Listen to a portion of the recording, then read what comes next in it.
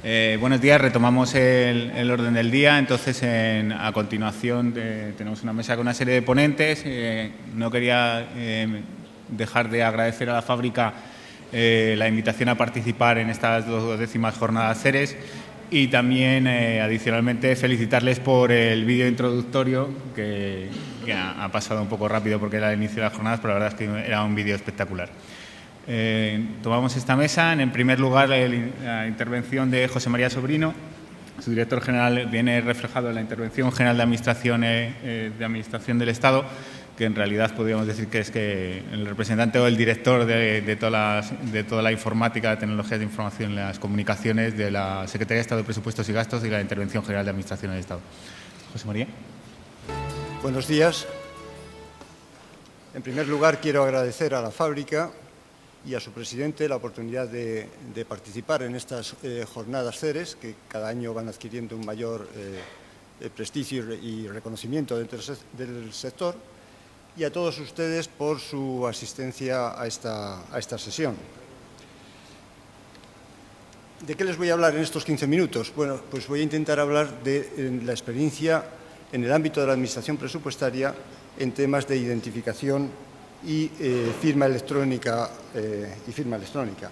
He estructurado la sesión en 3 apartados. Una primera introducción, a continuación me referiré a ejemplos concretos de servicios de la Administración presupuestaria que requieren identificación y firma electrónica y finalmente les hablaré de la arquitectura de firma electrónica que tenemos dispuesto en nuestro ámbito, que está conformado por una parte por un portafirmas electrónico corporativo y por un sistema corporativo de firma y almacenamiento y custodia de documentos. Claro, para introducir a una organización, yo creo que la mejor tarjeta de visita probablemente hoy día es el portal Internet o la sede electrónica. Yo decía que les voy a intentar hablar del ámbito de la Administración presupuestaria. ¿Y cuál es ese ámbito? Pues es el ámbito de los aspectos funcionales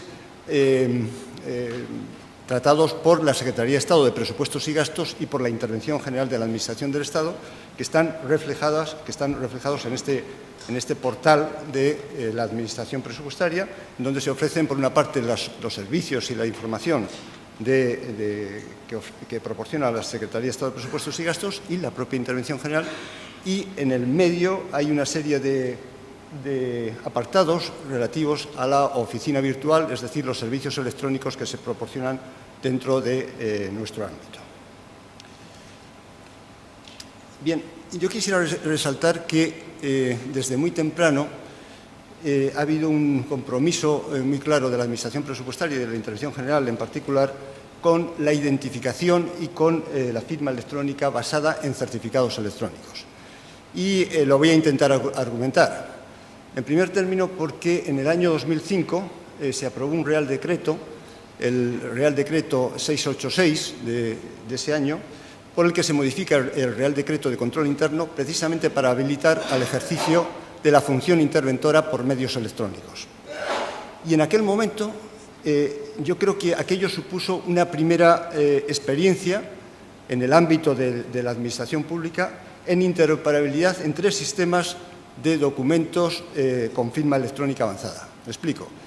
Es verdad que todos estábamos en aquel momento, ya teníamos mucha experiencia, por ejemplo, el caso más típico de presentar declaraciones en la agencia tributaria.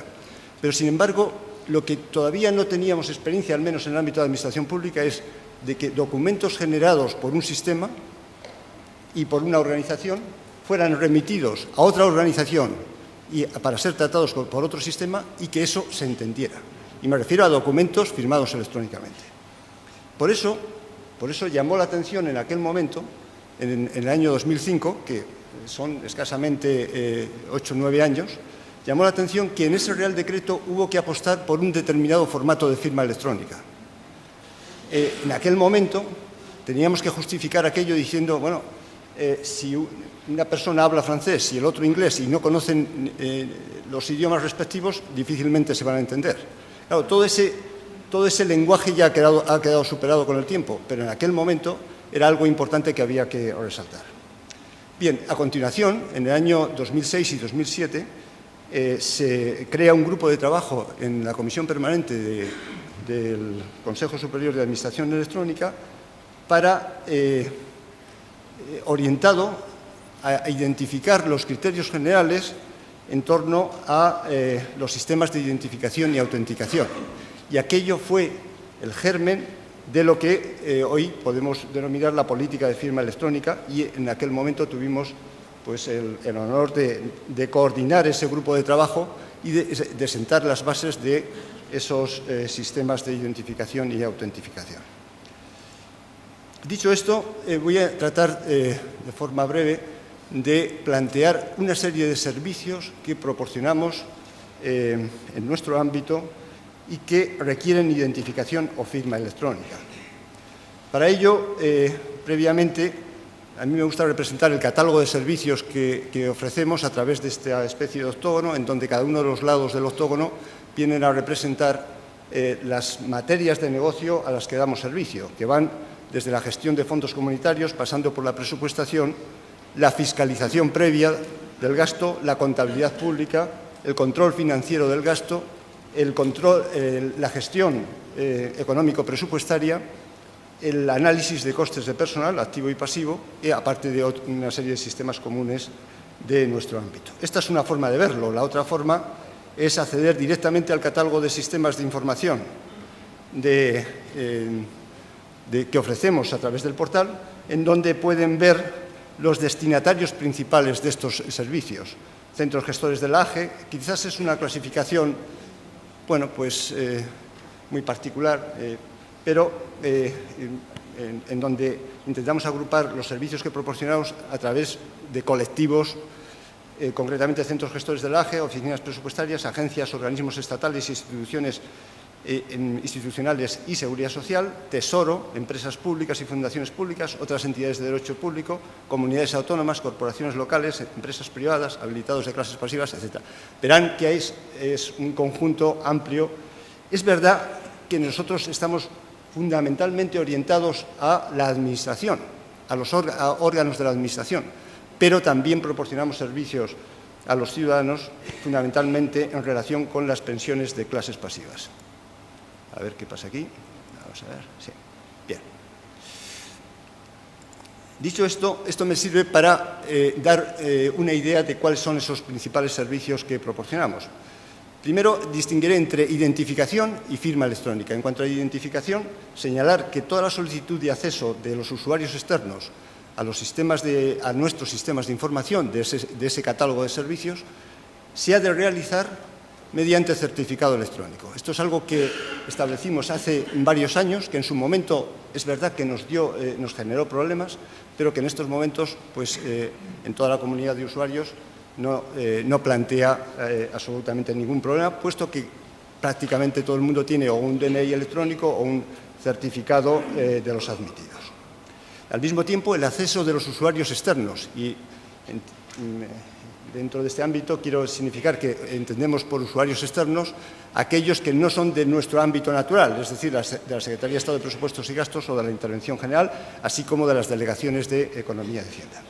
Bien, pues el acceso de los usuarios externos a los sistemas de información en todo caso se hace, o en general, mejor dicho, con algunas excepciones, se hace mediante certificados electrónicos. Y en cuanto a firma electrónica, por ejemplo, la requerimos en toda la tramitación de expedientes de modificación de crédito presupuestario, que son expedientes que gestionan entre las oficinas presupuestarias de los distintos ministerios y la Dirección General de Presupuestos a través de una plataforma específica, de un sistema específico que denominamos Atenea. O, por ejemplo, la tramitación electrónica de expedientes de gasto a través del sistema orientado a los centros gestores y organismos autónomos que denominamos Sorolla 2. Esta tramitación electrónica, esta posibilidad de tramitación electrónica, hoy día tiene, si cabe, más trascendencia, teniendo en cuenta el impulso que desde la Administración se está queriendo dar a la factura electrónica gracias a la ley, o a partir, si bien los esfuerzos empezaron mucho antes, a partir de la Ley 25/2013 de impulso de la factura electrónica y de creación del registro contable de facturas. Saben ustedes que en esa ley se establece que las facturas electrónicas tienen que, obligatoriamente a partir del 15 de enero de 2015, entrar a través de un punto general de entrada de cada administración. En el ámbito de la Administración General del Estado es el servicio FACE que gestiona la Secretaría de Estado de Administraciones Públicas. Pues bien, esa factura que entra por ese servicio tiene que llegar al respectivo registro contable de facturas, al registro contable de facturas de cada entidad pública. Y a partir de ahí tiene que dirigirse ese registro contable de facturas que está residenciado en la oficina contable correspondiente, pues a partir de ahí esa factura tiene que dirigirse al centro gestor que vaya a tramitar esa factura. Y a continuación esa factura electrónica tiene que unirse al expediente electrónico en el cual se vaya a tramitar el reconocimiento de la obligación. Todo eso está, digamos, articulado a través de estos sistemas de los que estamos hablando y que,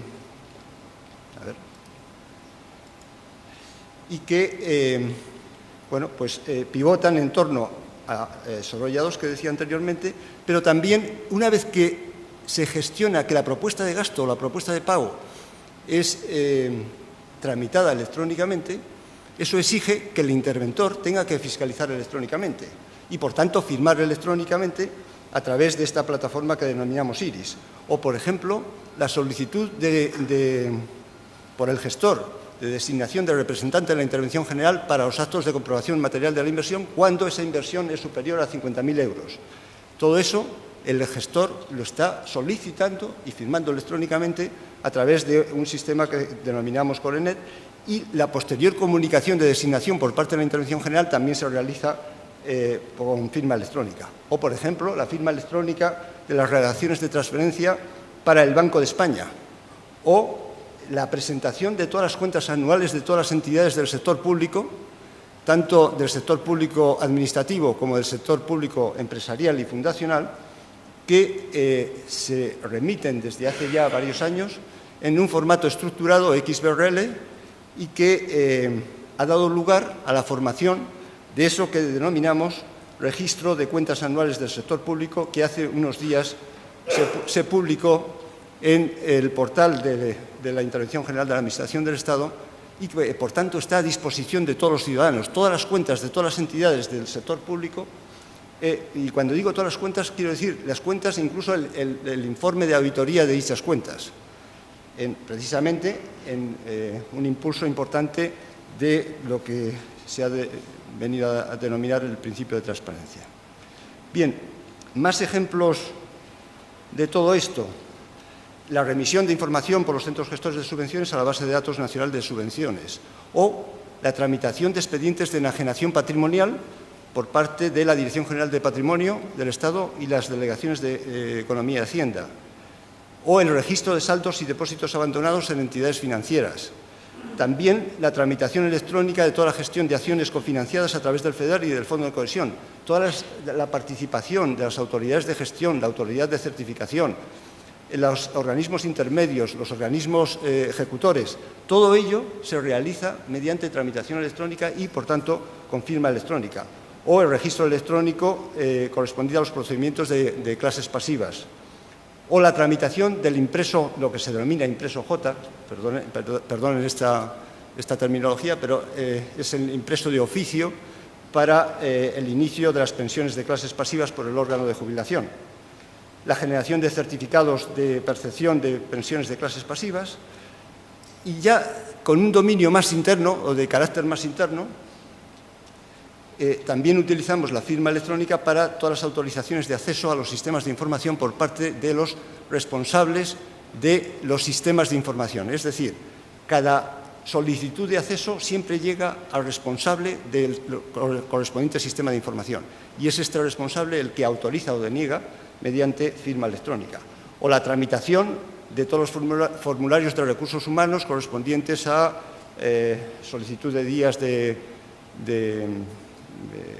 ¿cómo lo llamamos?, de asuntos particulares, asuntos propios, vacaciones, etcétera, pues todo ello se hace también mediante firma electrónica o la digitalización certificada a través de plataforma de registro y archivo departamental y los procesos de resellado de documentos electrónicos a través de Esgife, de la plataforma Esgife de la que hablaremos dentro de un momento.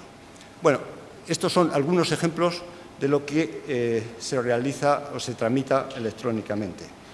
Hablemos de la arquitectura con la que contamos, y empezando por el portafirmas electrónico. Tenemos un portafirmas corporativo que denominamos Docelweb, que es un servicio corporativo de bandeja de entrada de todos los documentos que se quieren firmar, esos documentos llegan a esa bandeja de entrada a través de cualquiera de las aplicaciones de las que hemos venido hablando. Está a disposición tanto de los usuarios internos de nuestro ámbito como también de aquellos usuarios externos que lo requieran a efectos de la documentación tramitada por aplicaciones de la Administración presupuestaria y, por supuesto, utiliza los servicios corporativos de firma y de almacenamiento y custodia de documentos. Entre las prestaciones de este portafirmas puede recibir solicitudes de firma procedentes, como decía anteriormente, de aplicaciones del propio ámbito nuestro, o bien de usuarios del portafirmas. No tiene por qué llegar de una aplicación específicamente, sino también de cualquier usuario. Cada solicitud de firma puede comprender uno o varios documentos, pero alguno de ellos tiene que ser objeto de firma. Tiene la posibilidad de que admita documentos estructurados en carpetas con varios niveles de agregación. Las especificaciones de firma responden al estándar SADES. Tiene la posibilidad de generar un PDFA, una copia electrónica del documento electrónico. Permite la visualización de documentos contables, facturas electrónicas y otros documentos estructurados del ámbito de la gestión económico-presupuestaria. Admite la figura de un revisor previo y diversas opciones de configuración.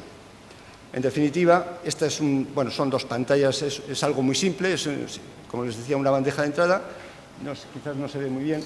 En la parte de abajo se intenta representar los distintos documentos clasificados en función del sistema de origen y se tiene la opción de rechazar, de firmar, en fin, es un elemento muy sencillo. Y yendo a la parte final, claro, todo esto se apoya necesariamente en un sistema corporativo de firma electrónica y almacenamiento y custodia de documentos que denominamos Esgife, que es de construcción propia, que ha sido, es verdad, apoyado también por desarrollo externo, pero de diseño propio.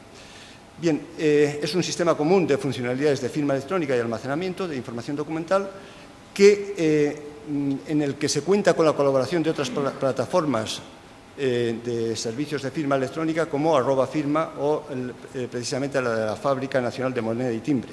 En esencia, este repositorio consta de un repositorio documental o sistema de gestión documental que permite generar copias electrónicas, un conjunto de servicios corporativos asociados a la firma electrónica para la generación de firma, la validación, resellado, firma longeva y un visor de documentos electrónicos para las sedes electrónicas. La plataforma Esgife, como tal, consta de un núcleo base que está instalado en servidores dedicados y que es accesible mediante web services, un módulo cliente Java o .NET que presenta una API para utilización con los servidores de aplicaciones que se integran en el gestor Esgife, tiene servidores dedicados para la expansión desatendida de firmas a formato longevo, se basa en una base de datos Oracle para el almacenamiento de los documentos firmados, forma parte de este conjunto applets descargadas desde el navegador de un usuario que con dos posibilidades, o bien lo que llamamos un applet ligero para firmar en el propio PC o un applet extraligero para firma en 3 fases. Servicios de validación de certificados con balanceo de carga entre proveedores de servicios de certificación, tanto @firma como la FNBT, servidores dedicados a la generación de copias electrónicas y servidores dedicados a la validación y cacheo de certificados. Bien. Intento acelerar. Bien, entre las prestaciones actuales están firma, validación, almacenamiento de documentos electrónicos en formato SADES, la generación de copias electrónicas en PDF, la ampliación de la firma SADES a formato longevo, el resellado periódico de documentos, también ese visor de documentos electrónicos al que he hecho referencia, la posible configuración de reto y respuesta para poder acceder a un documento mediante el visor, permite la configuración de tipos de resultado en función del método de alta que quiera utilizar una aplicación, si quiere simplemente llevarse la identificación del documento o el propio documento en base 64, por ejemplo. Permite consultar los sellos en servidor asociados a un sistema de información y permite la selección de sellos electrónicos. En curso y futuro, prestaciones en las cuales estamos trabajando actualmente, pues muy avanzadas algunas de ellas, la generación de documentos electrónicos ENI, la firma electrónica en formato CADES y PADES, la generación y validación de firmas con perfil EPES, es decir, para llevar la política de firma, y también funcionalidades asociadas a la generación y alta de expedientes electrónicos en formato ENI. Bien, algunos volúmenes para que vean un poco la evolución que está siguiendo la firma electrónica, al menos en nuestro ámbito. Pueden ver que está creciendo exponencialmente el número de documentos para cada uno en los últimos años. Soportamos todo tipo de certificados admitidos, de acuerdo con la ley de firma electrónica y la ley de acceso electrónico, DNI electrónico, certificados de persona física, jurídica, certificados de empleado público, sede electrónica, sello electrónico y también de servidor y componente. Y para terminar, tres consideraciones finales. Estos sistemas de firma electrónica creo que es absolutamente necesario que tengan asociados, ya no lo recuerda el Esquema Nacional de Seguridad, pero es absolutamente fundamental la auditoría de estos sistemas, la auditoría periódica de estos sistemas. Y, de hecho, diré que algunos de nuestras entidades colaboradoras a veces nos reclaman precisamente auditorías de estos sistemas. Y, de hecho, últimamente hemos realizado una auditoría en donde, afortunadamente, pues, hemos salido razonablemente bien parados. Segundo, yo quisiera aprovechar para apostar de una forma decidida por sistemas de identificación y firma electrónica avanzada basadas en certificados electrónicos. Yo sé que en estos momentos hay muchas iniciativas de firma electrónica no avanzada, etcétera, que probablemente, efectivamente, que también habrá que trabajar en ello. Pero eso no tiene que ser en detrimento en absoluto de la firma electrónica avanzada, a mi juicio, basada en certificados, por varias razones. Una de ellas es que España ha apostado de una forma decidida desde hace varios años por este sistema de firma y creo que tenemos que ser capaces de poner en valor aquello en lo que tanto hemos invertido. Y segundo, porque creo que aporta una confianza y una seguridad adicional que otros sistemas de firma no proporcionan.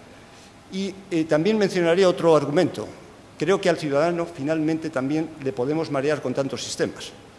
Es posible que la dispersión de sistemas finalmente contribuyan a provocar un cierto vértigo en el ciudadano.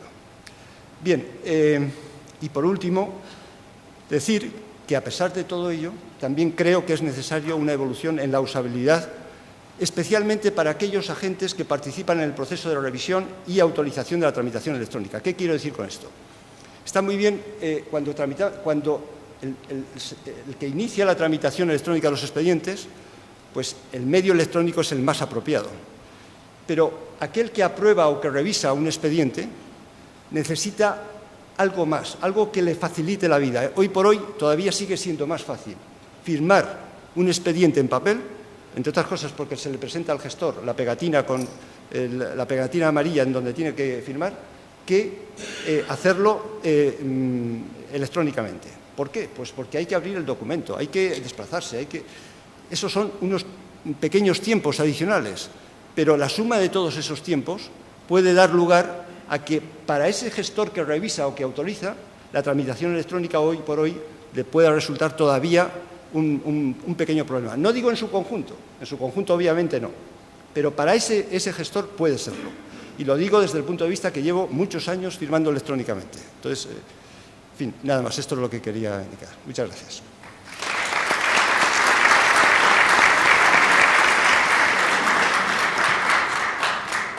Muchas gracias, José María. Yo creo que además es una buena prueba de que uno de los grandes retos de la administración electrónica siempre pendiente es el soporte en el back office, en la trastienda, para que realmente esos procesos de administración electrónica puedan ser mucho más útiles todavía al ciudadano. A continuación interviene Adam Tangun, vicepresidente en HID de la Unidad de Gobierno en la zona M.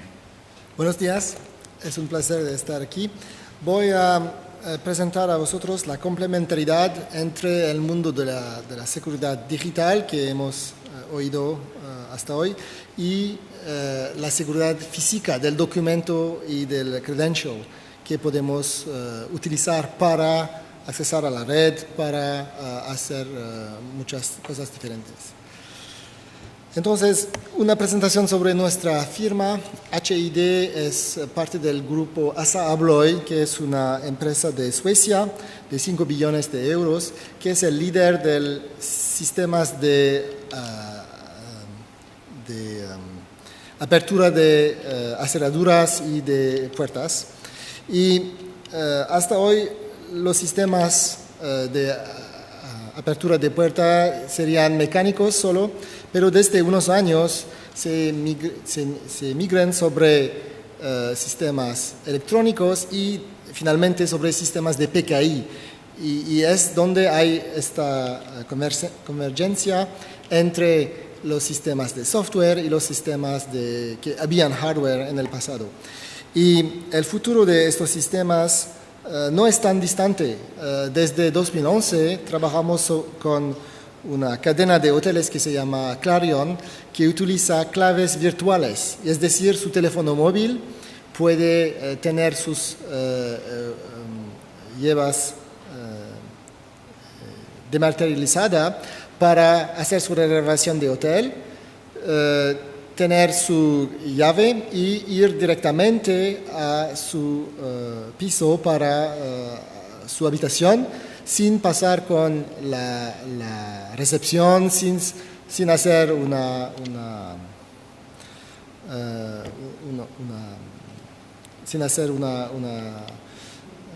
cola sobre la recepción y esas cosas que son muy que tienen mucho tiempo que hacer. Y tenemos también una experimentación con una universidad en 2011, en el mismo año, la Universidad de Arizona en los Estados Unidos, donde todos los estudiantes pueden ir a su clase y también a su habitación sin claves reales, solo con claves dematerializadas en su portátil. Entonces, esta revolución es muy real, existe hoy y es el futuro de los sistemas de acceso físico y también una convergencia con los sistemas de PKI. Hay unos videos en YouTube que puedes también ver si les interesa.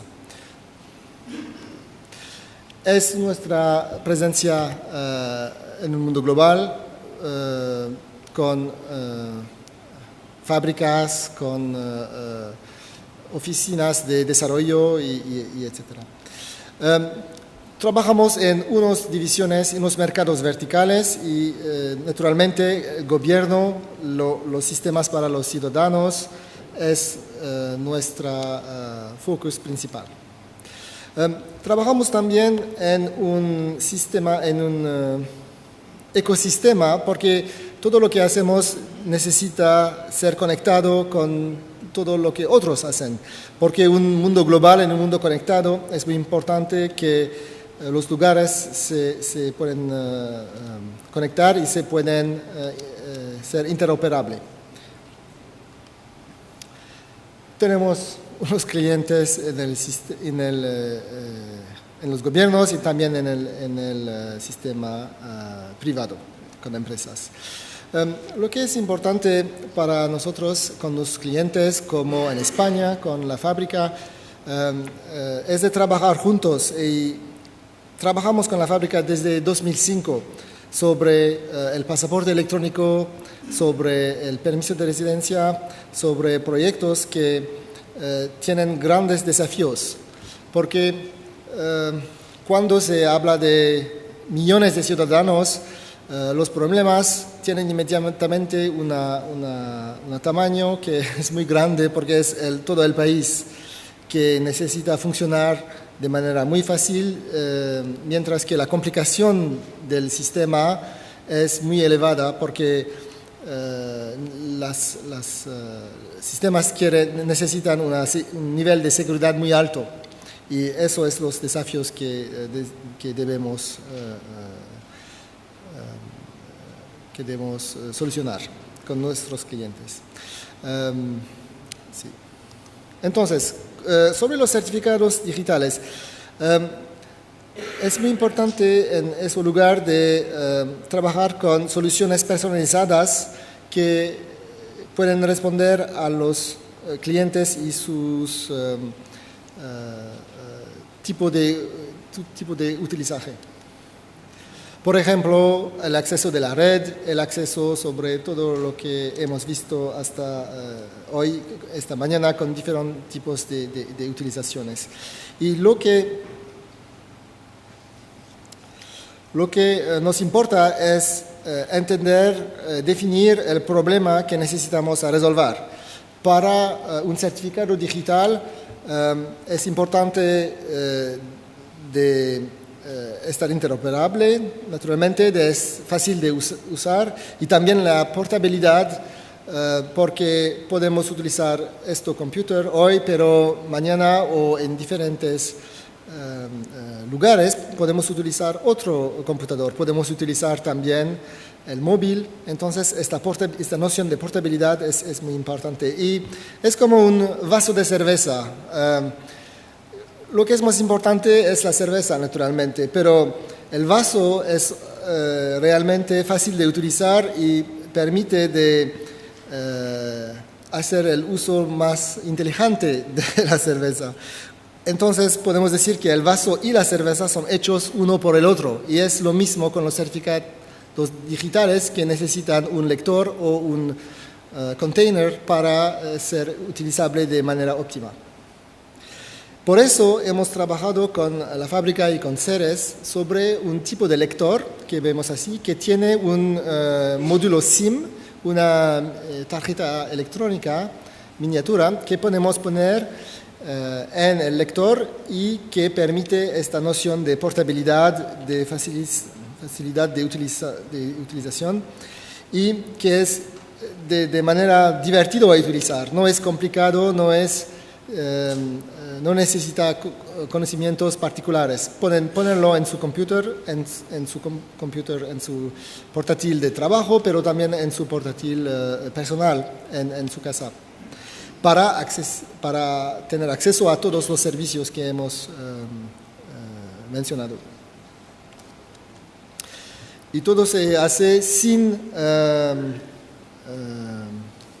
compromisión de la seguridad, naturalmente, porque el certificado es muy seguro, tiene la encripción, tiene el sistema PKI que esté detrás, pero se puede utilizar de manera realmente muy fácil. Es completamente abierto para todos los sistemas operativos que existen hoy y naturalmente Windows es el sistema más utilizado, pero se utiliza más en más otros sistemas operativos y entonces necesitamos estar completamente interoperable con estas nociones. Y es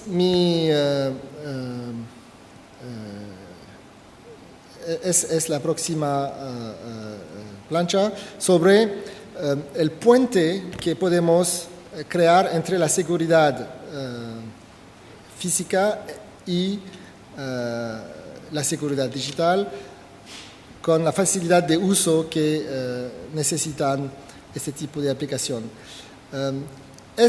Si piensas a las aplicaciones con Apple y con Android, es el éxito de estas aplicaciones, el facto que la parte de utilización más fácil, la utilización es más fácil y también las operaciones son sofisticadas, lo que se pasa detrás del screen. Entonces, elementos de seguridad son importantes porque hasta hoy los ciudadanos utilizaban su DNI, su permiso de residencia, sus otras tarjetas de manera visual. Y el número de transacciones electrónicas con estos documentos no es muy alto, es muy reducido si comparas con el potencial que puede utilizar. Los alemanes tienen 20 millones de DNI en su país, pero hasta hoy el gobierno le han dado solo 100.000 lectores para los ciudadanos. Es decir, que la mayoría de ciudadanos no tienen acceso a un lector y entonces no pueden hacer una transacción digital. Y es la progresión que debemos facilitar de ir de una utilización física a una utilización digital y electrónica. Y por eso podemos hablar también de una de las tecnologías que se llama OSM, Optical Security Media. Es una tecnología que es utilizada desde unos años en la Green Card, el permiso de residencia en los Estados Unidos. Antes de la introducción de esta tecnología tenían realmente un gran problema de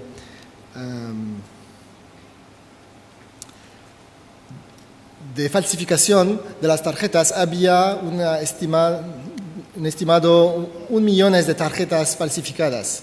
Y estas tarjetas se compran en el mercado negro como $15,000, porque es el dinero que la gente que quiere entrar en los Estados Unidos están preparados a utilizar de manera ilegal.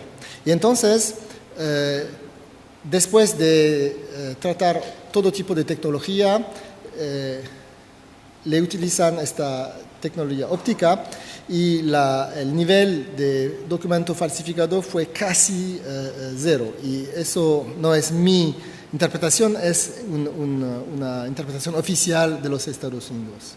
Entonces, en otros países también, en Angola, en Costa Rica, utilizan este tipo de tecnología. En Italia también. Italia es interesante porque le utilizan para ciudadanos, pero también para los empleados del gobierno, para los poliziotti, para la guardia de finanza y otros grupos de policía en Italia. Entonces, hay dos tipos de elementos de seguridad. Hay elementos visuales que se ven directamente y hay elementos ocultos que pueden verse en un laboratorio. Puede ser todo tipo de información digital, puede ser una fotografía, un texto, el nombre y el apellido, otro tipo de información. Entonces, la transacción electrónica se puede hacer con un lector especial de esta información digital, óptica, y puede hacer sin chip, pero con el chip la transacción será más segura. Y es la razón por qué la seguridad física y la seguridad electrónica deben trabajar juntos. Eso es el exact quote,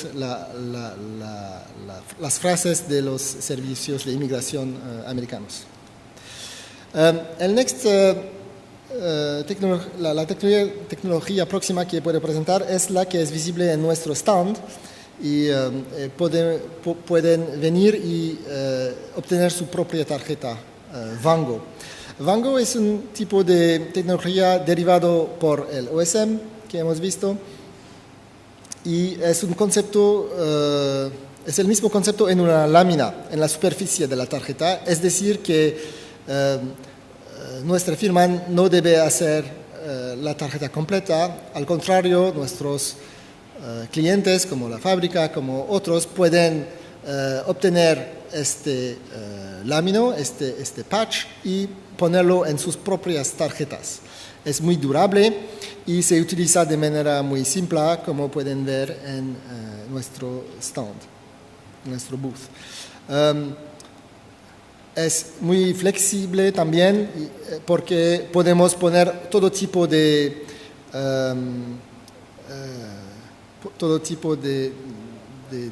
factor físico, es decir, como la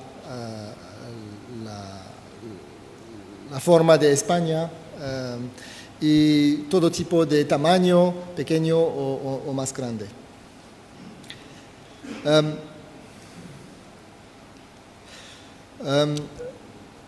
¿Qué tipo de utilización? Es el principio de OSM, como he dicho, utilizado sobre una manera más fácil y más flexible. La protección de los documentos de identidad electrónicos necesitan la utilización de diferentes tipos de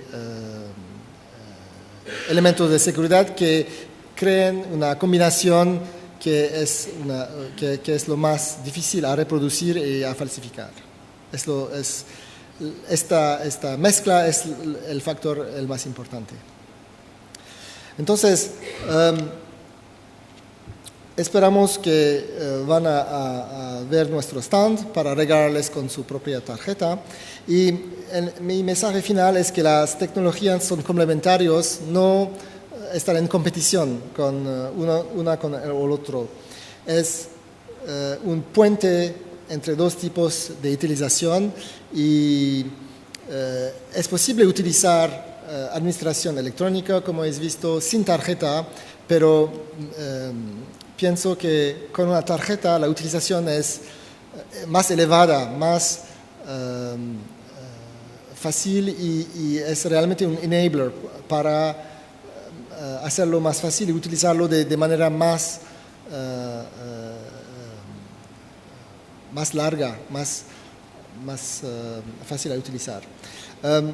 Nuestros viejos hábitos son difíciles de cambiar, pero con servicios de valor para los ciudadanos, vemos también que cuando la tecnología es fácil de utilizar, la adopción de estas tecnologías por los ciudadanos es muy rápida.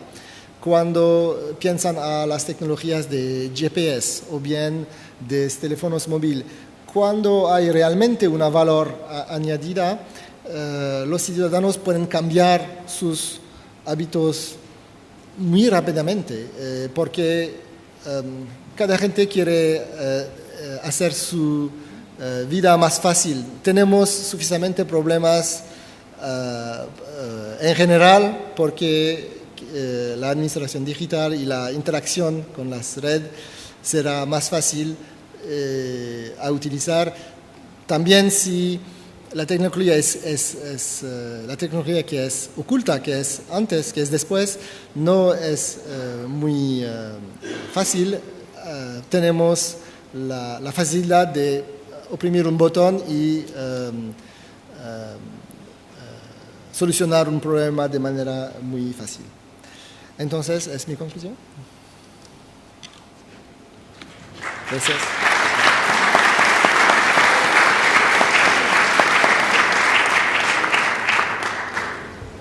Muchas gracias, Adán. A continuación interviene Javier Angulo, que es el asesor de la Unidad de Apoyo de la Dirección General del Registro y Notariado del Ministerio de Justicia. Buenos días. En primer lugar, quisiera agradecer a la Fábrica de la Moneda y Timbre la oportunidad de participar, la invitación para estar en estas prestigiosas jornadas. Agradecimiento a su presidente y a los organizadores de las jornadas, cuya acogida y hospitalidad es siempre extraordinaria. Yo voy a intervenir brevemente para describirle y compartir con ustedes un poco de información acerca de algunos aspectos que tienen relación con los registros jurídicos electrónicos. Registros jurídicos electrónicos en los que se desenvuelven un buen número de procedimientos relacionados con servicios públicos que afectan a hechos, acontecimientos cotidianos en la vida de los ciudadanos y de las empresas. Uno de ellos fue objeto de tratamiento aquí en otras jornadas por mi director general, el proyecto GEN de gestión de expedientes de nacionalidad, que fue quizá el primer encargo que recibimos al comienzo de la legislatura para producir un desatasco de un servicio público que se encontraba francamente desatendido por diversas razones: complejidad del procedimiento, falta de recursos. Encontramos cerca de 500.000 expedientes pendientes de ser resueltos, que al día de hoy ya han sido desbloqueados y han permitido poner al día este servicio, haciendo un uso intensivo de los servicios de firma electrónica, dando lugar a cerca de 5 millones de transacciones firmadas electrónicamente por funcionarios, registradores, notarios. Pero no es de eso de lo que vamos a tratar hoy, sino de cómo este mismo modo de ver las cosas, esta misma visión de aplicación intensiva de las nuevas tecnologías puede ayudar a cumplir con objetivos en otros ámbitos. Porque son muchos los ámbitos en los que se desenvuelve la competencia de la Dirección General de los Registros y del Notariado, como digo, ámbitos muy cercanos a la actividad diaria, cotidiana, de personas físicas y jurídicas. Y son bastante cuantiosas las operaciones que se desenvuelven en estos ámbitos de competencia, en estos registros, sistemas, expedientes, procedimientos a los que nos vamos a referir. Me parece que un buen ejemplo para centrarnos en aquella cosa de la que vamos a hablar es el registro civil. Un registro civil que nace en 1871, desafortunadamente con un error considerable en su diseño, puesto que también era otro el escenario y es comprensible que no fuera tenido en cuenta, bueno, pues de una manera más actual. En el registro civil se inscriben los hechos que acontecen en la vida de un ciudadano y que afectan a su estado civil en el lugar donde se producen. Uno se casa en Madrid y se inscribe en Madrid; si uno muere en Bilbao, se inscribe su defunción en Bilbao, y todo esto está falto de múltiples relaciones o referencias cruzadas que serían necesarias. Pero es que además toda esta inconexa cantidad de hechos inscritos en los registros civiles se dispersa en libros de papel por más de 8.000 oficinas en España y por 177 oficinas en el extranjero. Y esto hace que realmente en una época como la actual sea bastante difícil de manejar.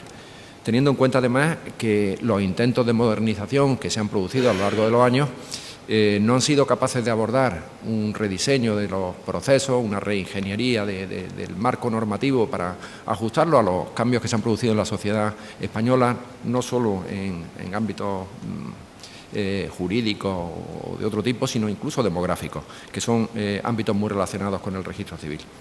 No se ha abordado tampoco un cambio del modelo organizativo en el que las competencias se encuentran francamente compartidas desde el punto de vista del Consejo General del Poder Judicial y del Ministerio de Justicia, desde el punto de vista de competencias estatales y competencias autonómicas, o desde el punto de vista simplemente de la competencia práctica para inscribir un hecho, en la que se inmiscuyen características del personal a cargo de los registros civiles que tienen una visión muy judicial de las cosas, puesto que jueces son quien considera la ley encargados del registro civil hasta ahora. Todos estos procesos de modernización se han basado, bueno, pues como se ha producido en muchos otros ámbitos, al principio en la digitalización de los fondos documentales de los registros civiles, pero no llegaron nunca más allá del 50% de los fondos existentes, no se extendieron hacia atrás en el tiempo, nunca se digitalizó lo anterior a 1950, ni nunca se completó de ninguna de las maneras posibles. La metadatación siempre fue insuficiente, no solo por un planteamiento, quizá no todo lo acertado que era posible, sino sencillamente por imposibilidad absoluta de manejar la información al no existir una identificación consistente de las personas a las que afectan los hechos inscritos. Más del 60% de los casos se encuentran sin documento nacional de identidad que permite una identificación mínima de las personas. La informatización tampoco fue mucho más allá. Sobre la base de esta digitalización insuficiente en sí misma y mal metadatada, se intentó informatizar y practicar inscripciones en el registro civil de forma un poco más eficiente, pero tampoco se extendió esto mucho más allá del 50% de las más de 8.000 oficinas. La capacidad de implantar estos proyectos con esfuerzos pues un poco sensatos de formación, de vencimiento de resistencia, en definitiva con procesos de gestión del cambio adecuados, tampoco fue posible. Pero afortunadamente el 21 de julio de 2011 se aprobó la nueva Ley de Registro Civil, la Ley 20/2011, en la que se configura un registro electrónico completamente diferente como modelo de registro civil orientado a la persona, en la que los hechos que afectan a una persona se inscribirán en lo sucesivo en un solo fichero, archivo o hoja personal, en la que constarán todos sus datos, con una identificación correcta de las personas mediante el suministro de códigos personales por parte del Cuerpo Nacional de la Policía, con un sistema basado absolutamente en la firma electrónica, en la autenticidad, en la integridad, en la disponibilidad, en la confidencialidad, en la trazabilidad de todos los procesos, con un tratamiento acorde con la Ley de Protección de Datos y especialmente centrado en la protección de los datos sujetos a publicidad restringida, con plena coordinación con los esquemas nacionales de seguridad e interoperabilidad, incluso con normas aún más exigentes, en el que el ciudadano podrá acceder presencialmente o bien a través de Internet y presentar los documentos en soporte físico, en soporte papel o en soporte electrónico. Para hacer viable este modelo de registro civil, los criterios son los que ya nos indica la Comisión para la Reforma de la Administración: optimización de los recursos, racionalización, consolidación, externalización. En definitiva, todos los caminos hacia una mejor llevanza de este servicio público, con el foco puesto en prestar un servicio al ciudadano acorde con el siglo en el que vivimos, no digo ya con el año. También es importante que ese registro se alinee en la mayor medida posible con los objetivos de la plataforma de interoperabilidad o del programa de interoperabilidad de la Administración de la Unión Europea, al menos en el ámbito registral. No queremos ya ir más allá, pero al menos en el ámbito de los registros, intentar que los registros interoperen entre sí y que toda esa gama de registros que hemos visto en una de las anteriores slides sea posible que compartan procesos, que compartan aplicaciones compatibles, que compartan semánticas y que compartan métodos organizativos viables.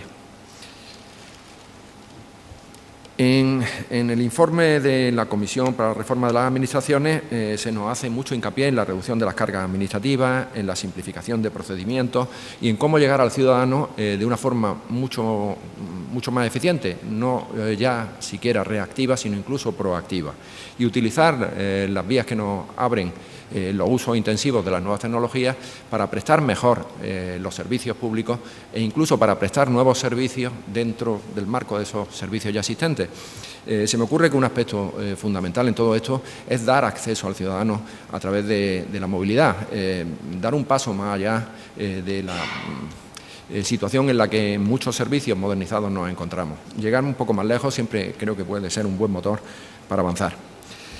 La interoperabilidad, como decía, es uno de los criterios que preside la modernización o la reforma que en el ámbito registral se inspira desde la Dirección General, y todo ello con la mira puesta en reducir de la manera más consistente posible los tiempos que pierde el ciudadano en la tramitación, en el suministro de información, en muchos casos información que de otro modo no se preocuparía de reunir, información que solo es útil para la Administración. Yo siempre me gusta referirme a un ejemplo en el marco de lo que estoy utilizando como ejemplo, que es el registro civil, que es el de las certificaciones que pide el registro civil. Son 3,5 millones de certificaciones anuales. Curiosamente, el 85% de esas certificaciones son exigidas al ciudadano por otras administraciones públicas. Al menos ese nivel de interoperabilidad yo creo que deberíamos alcanzarlo. Podemos cuantificar los ahorros de costes que la interoperabilidad y la reducción de trabas, la simplificación producen, pero más allá de ello pienso que es importante hacer referencia a algunas cuestiones que don José María Sobrino, que me antecedió en el uso de la palabra, expuso. Reducir el tiempo perdido por el ciudadano y el tiempo empleado por los funcionarios en la tramitación, en las aprobaciones y en la revisión de los procedimientos. Tener disponibles aplicaciones compatibles, disponer de conexiones mediante servicios web que faciliten el acopio de los informes o de los documentos a ser tenidos en cuenta, y reunir todo ello de maneras comprensibles para ser tramitado electrónicamente y suscrito, aprobado, firmado con certificados reconocidos de firma electrónica. Todo esto suena muy general, pero hablamos de cosas muy concretas. Hablamos de que la gente nace y cuando nace pues tiene que hacer un montón de tramitación que parte desde el propio hospital donde el recién nacido vino al mundo, y sus padres tienen que cumplimentar unas declaraciones, obtener del médico un certificado, obtener una tarjeta sanitaria, inscribirse en el Sistema Nacional de Salud, conseguir un DNI para el hijo o un pasaporte si lo requieren, inscribirse en el padrón municipal. Todo esto es de una complejidad absolutamente innecesaria, puesto que compartiendo información e interoperando entre los diversos organismos que están implicados en la obtención de estas autorizaciones, permisos, documentos y certificaciones, es posible hacer todo esto antes incluso del alta de la madre en el hospital. Estamos trabajando en el marco de las medidas CORA en una medida muy concreta, que es esta, cuyo pilotaje esperamos que se ponga en marcha a final de este año y que esperamos sea un éxito que pueda expandirse con carácter general. Pero no nos quedamos ahí, pasa lo mismo con las defunciones. Es necesario que no compliquemos la vida de los familiares o de las personas que rodean a una persona fallecida con la necesidad de documentación y certificación y papeleo que conlleva cuando todo eso está al alcance de una mínima cantidad de interoperabilidad. Es también un proyecto que queremos poner en marcha cuanto antes, con carácter de pilotaje, y esperamos con ello demostrar que se puede hacer la vida más fácil al ciudadano sin grandes esfuerzos, sin ningún invento, simplemente aplicar algo muy simple, un poco de sentido común y un poco de colaboración entre las instituciones, entre los organismos, entre los distintos departamentos de la Administración y un poco de colaboración público-privada. Y además de los nacimientos y a las defunciones, de lo que hablamos es de algo que afecta, como decía al principio, a un buen número de actividades cotidianas de ciudadanos y empresas, en el ámbito del registro civil, del mercantil, de los registros de garantías mobiliarias, de los registros de seguros de vida, de testamentos y actos de última voluntad.